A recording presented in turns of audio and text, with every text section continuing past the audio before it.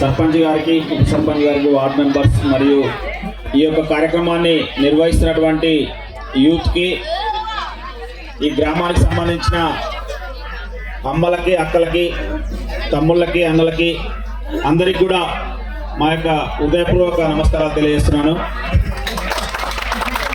ముక్కుడుదేవపల్లె గ్రామం చాలా చైతన్యవంతమైన గ్రామం. ఎందుకంటే ఇప్పుడు టైము నాకు తెలిసి 9:30 అవుతుంది. అయినా కూడా ఇంత నిశ్శబ్దంగా మీరు ఇక్కడ కూర్చొని మీ యొక్క గ్రామంలో జరుపుకునేటువంటి ఈ సంక్రాంతి సంబరాలని విజయవంతం చేసుకోవడానికి ఇక్కడికి వచ్చినందుకు మీకు అందరికీ కూడా ప్రత్యేక అభినందనలు తెలియజేస్తున్నాను. ముఖ్యంగా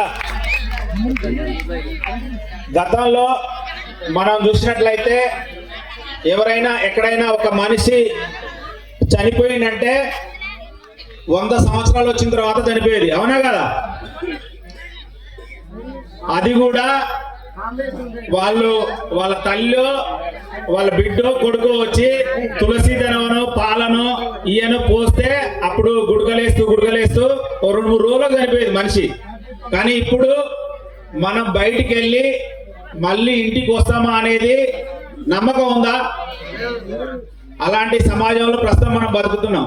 గతంలో ఎట్లుండే, పైసకే మాత తల్లొట్టి కళ్ళు దాగి ఎర్సికే కలబెట్టి పిట్టలా కొట్టేది, మంచం మీద ఉండి వరిసేల ఇసిరితే 7 సేల పచ్చులు ఎగిరిపోయేదమ్మా, గటక అంబలిలోన ఉల్లిగడ్డ కలిపి అంచుకొక్క పచ్చి మిరపకాయ గొరికి కంచు తల్లాల నంచుకు తింటుంటే కమ్మంగా ఆ కూర ఎట్లా ఉండేదిరా, మందు కలిపిన కూడులాయే ఈ రోజుల్లా, మంది కండ్ల నిండా ఊసులాయే వైరామ, ఉప్పు కారం దూరమాయే ఈ రోజుల్లా, సప్పిడే ఆరోగ్యమాయే వైరామ.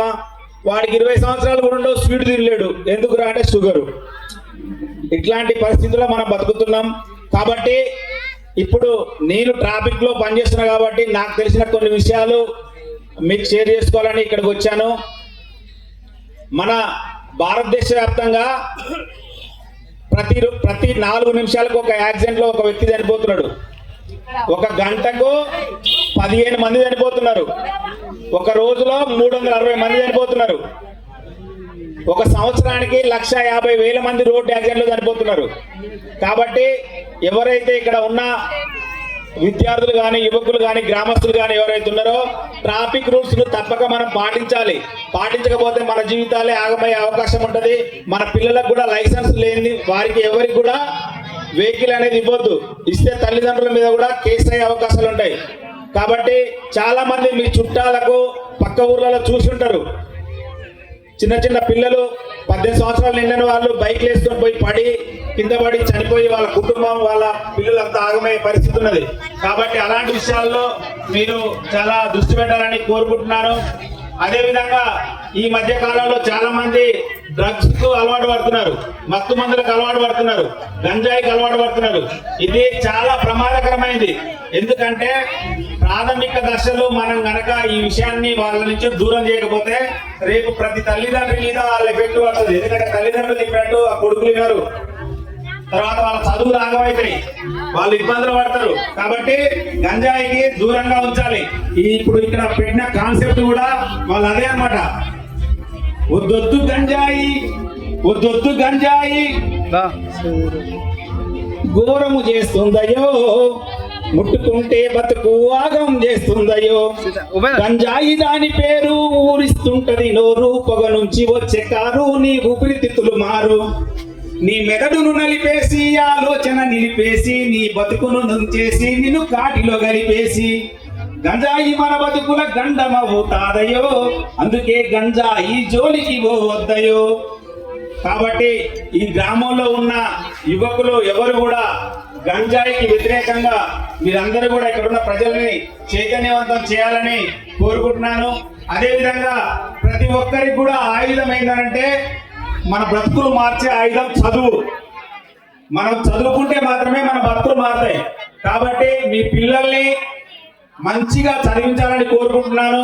అదేవిధంగా మీ పిల్లలు కూడా బాగా చదవాలని కోరుకుంటున్నాను.